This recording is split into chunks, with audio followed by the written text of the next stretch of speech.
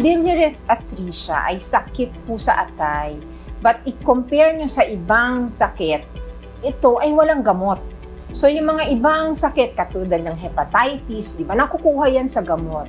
Pag biliary atresia kasi, wala siyang gamot, iba ang treatment nito. Ang atay ay isa sa pinakamahalagang organ ng ating katawan.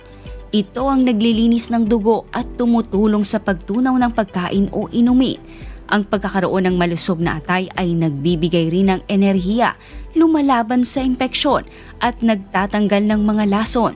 Ngunit paano kung ito ay problema, lalo na sa mga bata?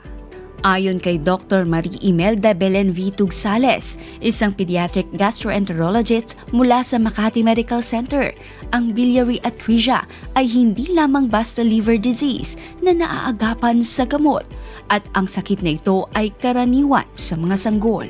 Ang biliary atresia ay sa mga babies yan napapansin. So it's diagnosed in newborn babies less than 1 year old. Ang mga sintomas nito ay karamihan lumalabas sa mga sanggol na mas bata sa 1 taon at hindi dapat ipagwalang bahala dahil maaaring magdulot ng lubhang komplikasyon. Ang mga unang napapansin ay naninilaw ang bata. Okay, naninilaw, tas ang kulay ng kanilang dumi ay maputla. So at we call it a colic stool. Parang beige or parang kulay gatas or kulay clay. Ayaw natin yon kasi hindi nakakalabas yung tinatawag namin bile, so baka yun, may bara. And usually late stage, napapansin nila na lumalaki yung tiyan ng bata. Kasi pagka ganon, ibig sabihin, lumalaki na yung atay ng bata.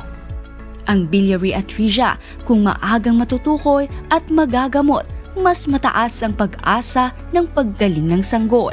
At para sa iba pang impormasyon ukol sa biliary atresia, tunghayan ng programang Doctors on TV this Sunday, 7 a.m. only here at UNTV.